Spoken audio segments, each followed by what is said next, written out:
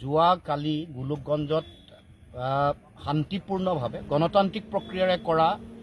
সংগ্ৰাম যিসকলে কৰিছে প্ৰতিবাদকাৰীসকলৰ ওপৰত নিৰ্মমভাৱে অসম চৰকাৰৰ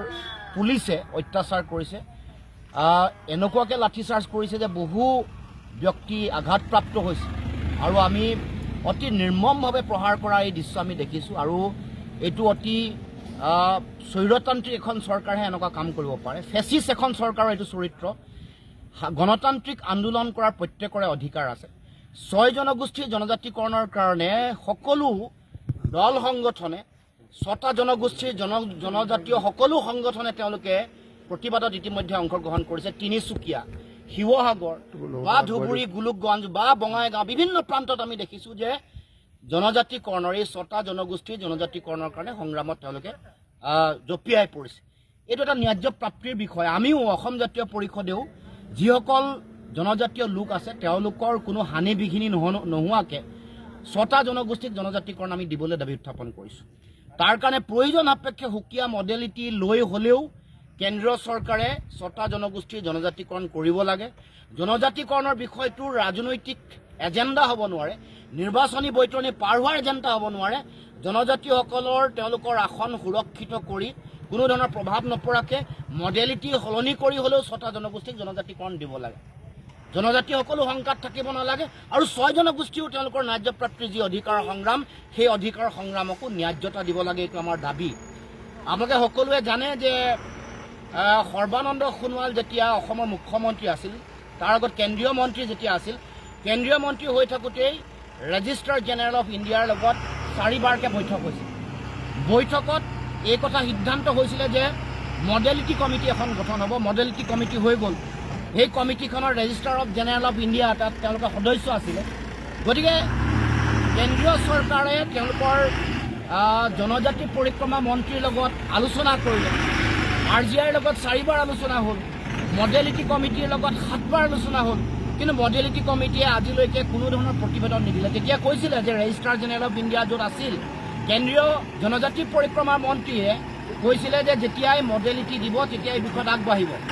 সকলো ধৰণৰ প্ৰতিবেদন যিবোৰ লাগে নৃতাত্ত্বিক প্ৰতিবেদন ঐতিহাসিক প্ৰতিবেদন যিবোৰ লাগে আৰ্থ সামাজিক প্ৰতিবেদন সকলো ধৰণৰ প্ৰতিবেদন 6টা জনগোষ্ঠীৰ ফালৰ পৰা দিয়া হ'ল গৃহমন্ত্ৰী পৰ্যায়ত আলোচনা হৈছিল সেই সময়ত ৰাজনাথ সিং যেতিয়া গৃহমন্ত্ৰী হৈছিল তেতিয়া 6টা জনগোষ্ঠীৰ লগত আলোচনা হৈছিল কিন্তু আমি দেখিলোঁ যে তাৰ পাছত কোনো ধৰণৰ তেওঁলোকে ব্যৱস্থা গ্ৰহণ নকৰিলে মুখ্যমন্ত্ৰী যেতিয়া সৰ্বানন্দ সোণোৱাল আছিলে এই গোটেই প্ৰক্ৰিয়া আৰম্ভ হোৱাৰ পাছত আমাৰ অসমত হিমন্ত বিশ্ব শৰ্মাৰ নেতৃত্বত এখন মন্ত্ৰী গোট গঠন কৰিছিলে য'ত অধ্যক্ষ হিমন্ত বিশ্ব শৰ্মা এই মন্ত্ৰী গোটে বিভিন্ন সময়ত সকলো জনজাতীয় সংগঠন ছাত্ৰ সংগঠন আন সংগঠনৰ লগত আলোচনা কৰিলে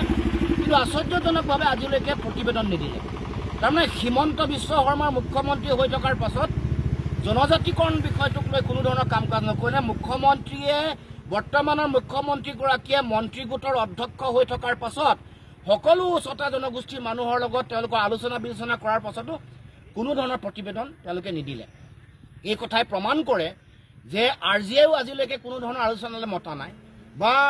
জনজাতি পৰিক্ৰমা মন্ত্ৰণালয়ৰ ফালৰ পৰা কোনো ধৰণৰ আলোচনা হোৱা নাই হিমন্ত বিশ্ব শৰ্মাৰ দিনত কাৰণ মুখ্যমন্ত্ৰীয়ে বাধা দি ৰাখিছে হিমন্ত বিশ্ব শৰ্মাই বাধা দি ৰখাৰ কাৰণে যিটো কথা যোৱাকালি কৈছে এইটো কোনো অৰ্থ নাই গণ পৰিষদৰ দিনতো এনেকৈ কেবিনেটৰ পৰা সিদ্ধান্ত এটা তেওঁলোকে লয় তাৰ পাছত কংগ্ৰেছ চৰকাৰৰ দিনতো কেবিনেটত এনেকৈ সিদ্ধান্ত লৈছে এতিয়াও আকৌ কেবিনেটত সিদ্ধান্ত লৈ ৰাইজক পুনৰবাৰ ঠগিব খুজিছে